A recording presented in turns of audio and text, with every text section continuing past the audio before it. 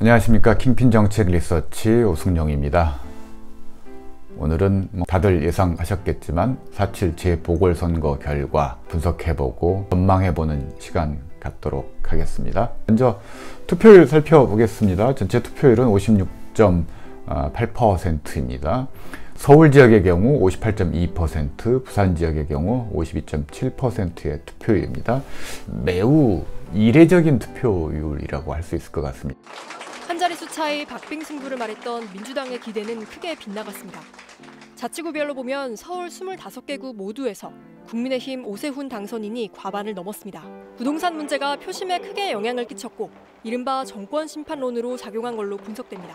역대 재보궐선거 결과 최근 한 10년 정도의 재보궐선거 투표율을 에서 이렇게 높은 투표율을 보였던 적이 없습니다. 물론 21대 총선과 2018년 지방선거와 동시에 치러졌던 재보궐선거는 당연히 투표율이 높을 수밖에 없었고 순수하게 재보궐선거만 치러졌던 경우를 본다면 가장 독보적인 높은 투표율이라고 할 수 있을 것 같습니다.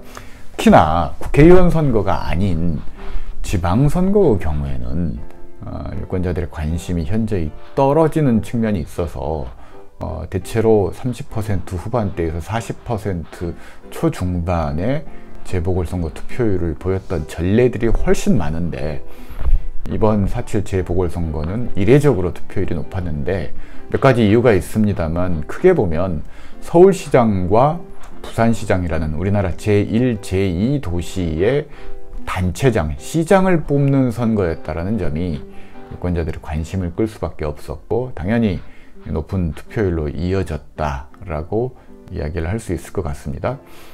그렇지만 이건 본질적인 원인은 아닌 것 같습니다. 가장 중요한 건 문재인 정부의 4년 국정운영 그리고 집권당 정치인들, 정치 세력들에 대한 국민적인 실망감과 이중수성에 대한 분노가 폭발한 선거였다. 즉 높은 투표율의 동력은 분노였다. 이렇게 정리를 할 수 있을 것 같습니다. 미국의 유명한 정치학자 아담 쉐보르스키라는 분이 계십니다. 그분이 썼던 아주 유명한 선거 관련 책 제목이 페이퍼 스톤입니다. 우리말로 종이 짱돌 정도로 번역할 수 있을 것 같은데요.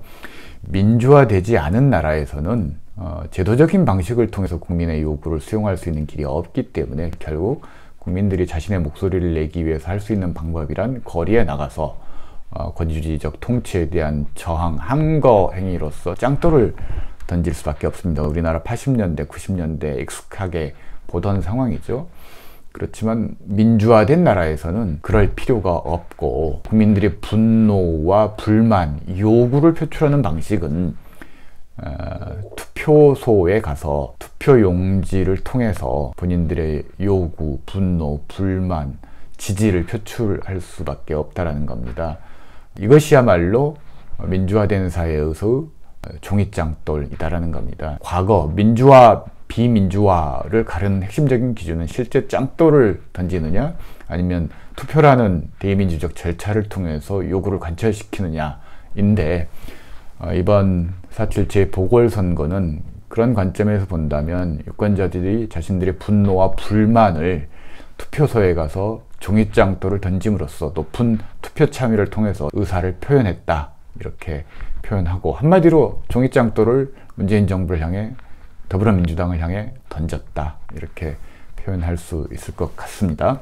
전체 투표율은 그렇고요. 세대별 지지 성향 좀 살펴볼 필요가 있습니다. 중앙선거관리위원회의 공식적인 통계가 나오려면 아직 좀 시간이 걸리기 때문에 KBS 뉴스에서 보도됐던 내용을 기준으로 세대별 지지 성향들을 좀 말씀을 드려야 될 것 같은데요. 부산이야 워낙 기울어진 게임이었기 때문에 서울 중심으로 좀 살펴볼 필요가 있을 것 같은데요.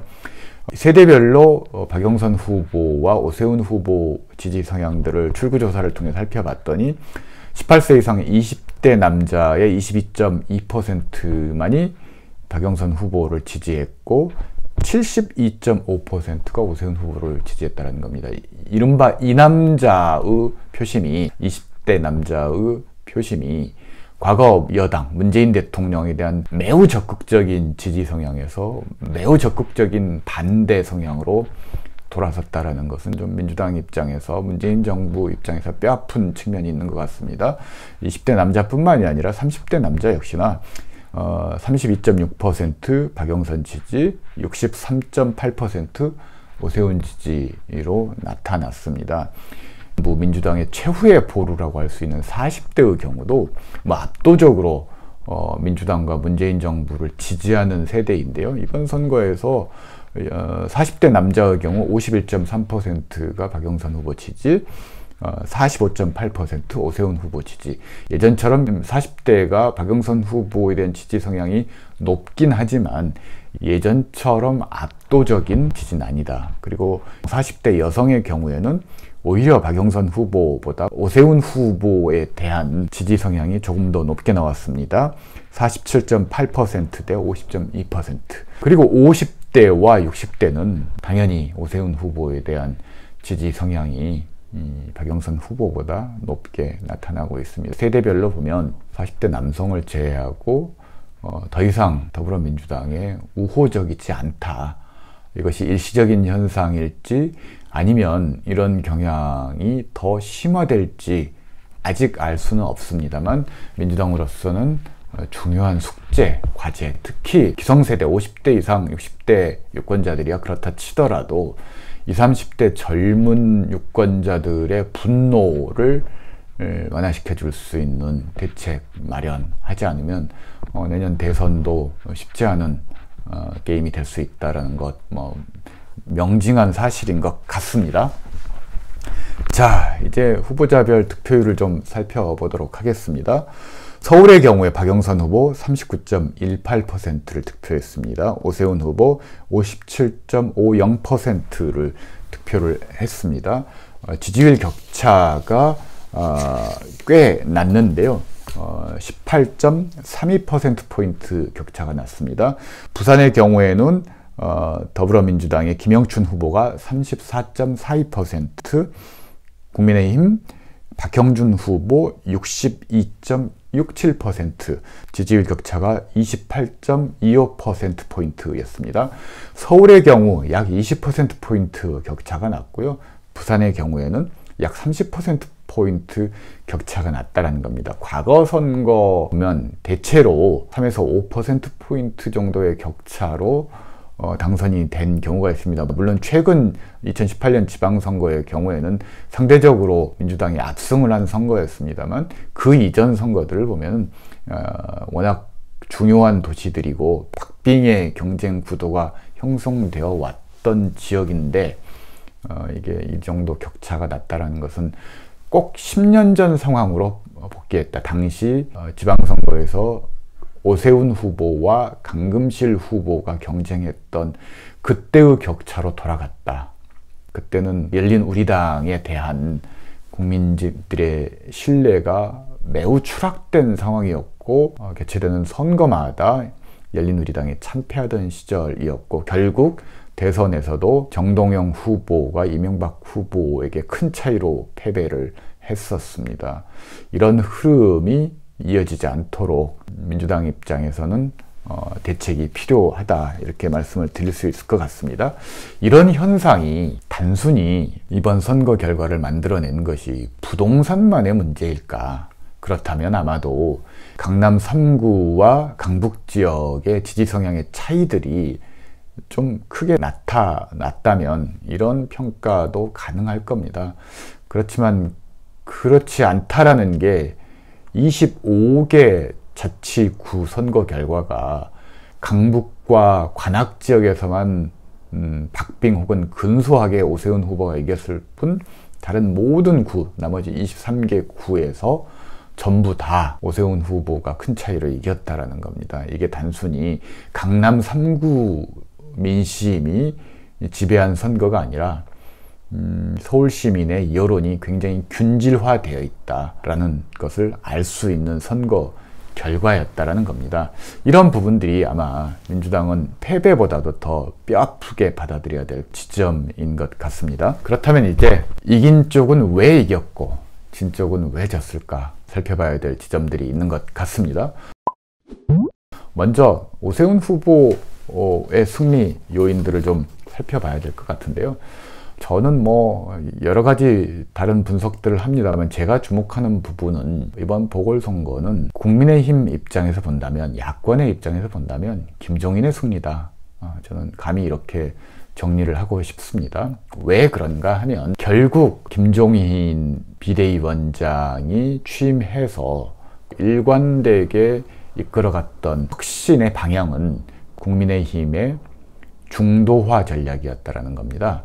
즉 경제정책, 기업개혁 관련 3법 등과 같이 김종인 비대위원장이 취임해서 지금까지 보여줬던 정책적인 행보는 굉장히 중도 유권자를 의식한 기존의 수구적인 정책 스탠스에서 재벌개혁이라든지 경제, 경영구조 합리화와 관련된 여러 진일보한 정책적인 변화를 보여줬다라는 겁니다.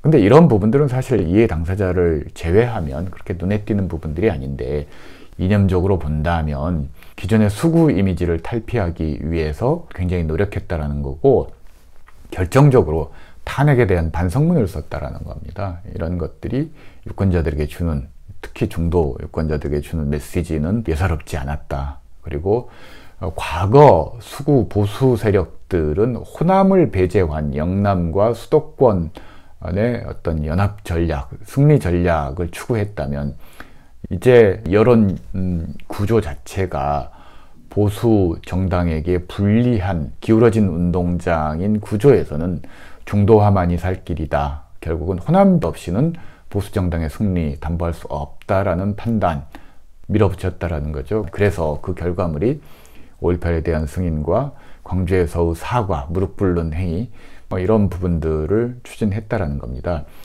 이게 과연 실제 선거에 효과가 있다는 걸 입증할 수 있느냐? 디테일하게 입증하려면 많은 세밀한 분석과 선거 후 조사가 필요한 부분이긴 합니다. 그렇지만 이러한 김종인의 중도화 전략, 중도화 혁신이 두 가지 측면에서 유권자들에게 어떤 인식의 전환을 가져왔다라는 건데요. 하나는 국민의힘이 더 이상 수구 정당이 아니다라는 이미지를 심어주었다라는 겁니다. 그래서 그 두 번째 연장선상에서 금인찍 현상을 종료시킬 수 있었다는 겁니다. 즉 문재인 정부에 실망하고 민주당에 분노한 민심이 있다 하더라도 그래도 국민의힘을 찍을 수는 없잖아. 저 탄핵 세력과 수구 냉전 세력, 부패 세력을 찍을 수는 없잖아. 그래서 결국 마음에 들지 않지만 민주당을 지지했던 특히 수도권 지역에 많았던 금인찍 유권자들이 이번 선거에서는 국민의힘을 대안으로 생각하고 찍을 수 없는 정당에서 찍어도 되는, 찍을 만한, 물론 마음에는 안 들지만 그래도 이제 견제를 위해 찍어도 되는 정당으로 인식을 전환시켰다라는 겁니다. 두 번째로는 국민의힘 지지층들에게 이번 선거의 성격과 의미, 투표의 방향에 대한 명확한 상을 정리를 해줬다. 저는 매우 주목했던 지점 중에 하나가 오세훈, 안철수 단일화 이후, 오세훈 후보가 단일 후보로 선정된 이후에 김종인 비대위원장이 망월동을 방문했다라는 겁니다. 5.18 국립묘지를 방문해서 다시 한번 참배를 하면서 메시지를 던지고 갔죠.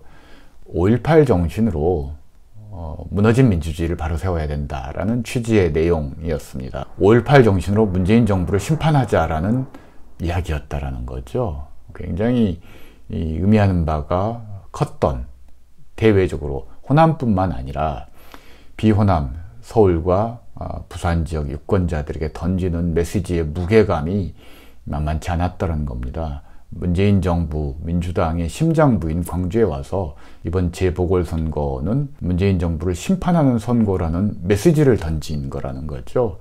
이건 굉장히 상징적인 정치 행위였는데 이런 부분들에 민주당이 제대로 대응하지 못했던 것들이 좀 뼈아프다. 저는 이렇게 보고 있습니다. 자연스럽게 민주당이 박영선 후보가 패배한 이유를 좀 봐야 될 것 같은데요. 저는 박영선 후보가 패배했다기보다는 문재인 정부, 민주당이 패배했다라고 보는데요. 사실 이번 선거는 오세훈 대 박영선의 싸움이 아니었다라는 겁니다. 문재인 정부 심판 대 오세훈의 싸움이었다라는 거죠. 박영선 후보의 존재감 자체가 없었다라는 겁니다.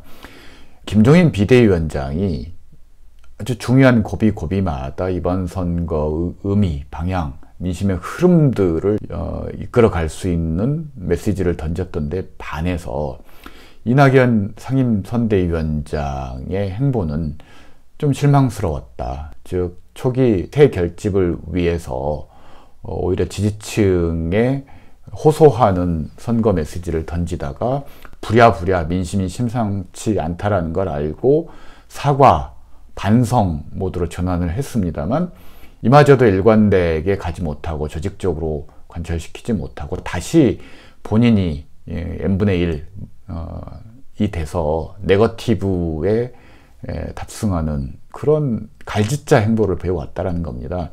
김종인의 무게감에 비교될 수 없는 가벼운 정치 행보였고 전략적인 마인드 없었다라는 겁니다. 그리고 전체 현역 의원들에 대해서도 상임선대위원장으로서 영을 세우지 못했던 모두가 개별적으로 움직였던 그런 선거가 아니었나. 그런 측면에서 이낙연 상임선대위원장이 이 유권자들로부터 받게 될 신뢰의 상실은 굉장히 크다. 사실상 대선 후보로서 정상적인 경쟁을 할 수 있는 동력을 상실했다라고 보여진다라는 거죠. 두 번째로는 전략의 부재가 뼈저리다라는 겁니다. 선거는 구도가 팔할이라고 얘기를 하는데요. 이번 선거의 구도, 서울시장 선거는 문재인 정부 심판 대 생태탕이었다라는 겁니다. 부산시장 선거는 문재인 정부 심판 대 불륜이었다라는 겁니다. 즉 야당은 일관되게 문재인 정부 심판이라는 선거 구도를 형성해 왔고 또 거기에 유권자들이 반응하고 있는데 밑도 끝도 없는 서울시장 선거는 생태탕밖에 기억나지 않는 그런 선거를 만들었다는 겁니다. 전략이 없었다는 겁니다. 저는 다른 언론 인터뷰에서도 민주당이 이번 선거에 어렵지만 그래도 희망을 걸어볼 수 있는 방법 중에 하나는 회초리를 잘 맞는 것이다 라는 말씀을 드린 적이 있는데요. 회초리를 잘 맞지도 않았을 뿐더러 회초리를 오히려 왜 우리가 회초리를 피워야 되는가 라는 태도로 일관했다라는 겁니다. 그게 이른바 오세훈 후보에 대한 네거티브 공세, 내곡동, 생태탕 밖에 기억나지 않는 두 단어밖에 기억나지 않는 전략 없는 네거티브 전략이었다는 겁니다. 네거티브라는 것은 사실 구도 싸움의 주도권을 상실한 후보 진영에서 마지막으로 기댈 수 있는 건데 그마저도 오세훈 후보가 시장도 되기 전에 있었던 일을 가지고 계속 물고 늘어졌다는 겁니다. 즉 오세훈 후보가 내곡동 측량 현장에 갔고 또 생태탕을 먹었던 것이 사실이라 할지라도 그것이 어쨌단 얘기인가에 대해서 민주당은 답을 줄 수 없었다라는 겁니다. 즉 선거 전략의 부재가 컸다. 결국 민주당이 할 수 있는 유일한 선거 운동은 희망 고문이었다. 지지율 격차가 3%, 1% 포인트까지 좁혔으니 조직력을 총동원해서 지인 찾기 통해서 투표장으로 유도하고 마지막 역전을 기대해 보겠다라는 희망 고문 이상도 이하도 아닌 선거를 치렀다라는 겁니다.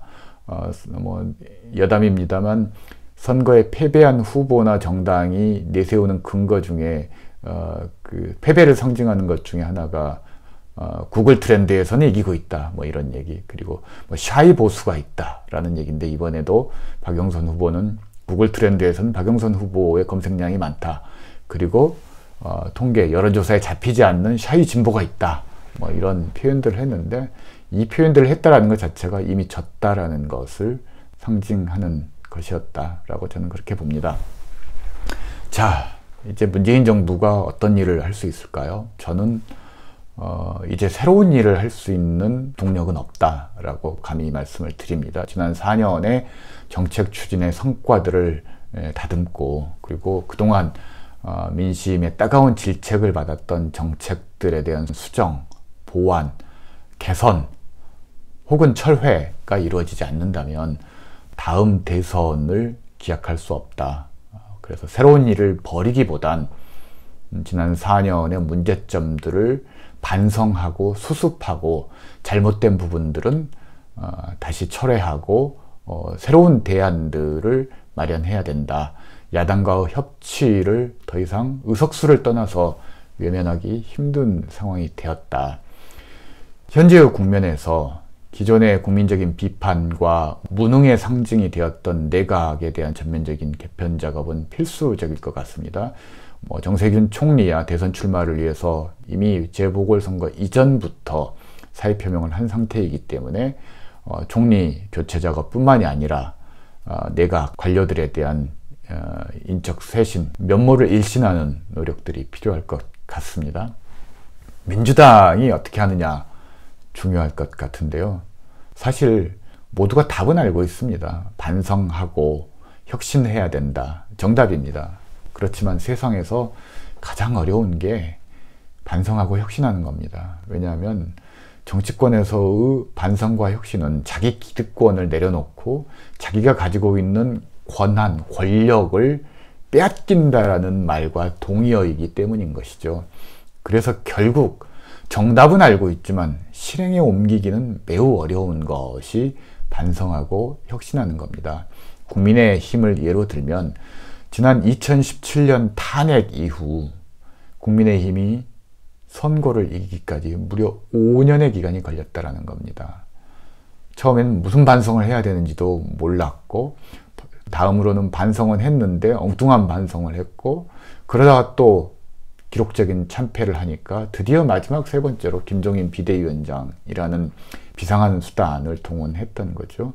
그래서 다시 유권자들의 마음을 얻기까지 5년의 시간이 걸렸다는 겁니다. 물론 지금 현재 민심이 탄핵과 비슷하느냐 이렇게 주장하는 것은 좀 무리가 있을 수 있습니다. 그렇지만 최근의 여론조사나 이번 선거 결과, 부산 그리고 서울에서의 민심을 보면 이미 정당, 정치 세력에 대한 지지 구도는 촛불 이전으로 완벽하게 돌아갔다. 사실 지난 총선에서도 보수층들은 완전히 복귀했고, 중도층의 경우에만 한 20% 정도가 국민의힘으로 갔고 80%는 민주당을 지지함으로써, 이른바 금인찍 현상입니다.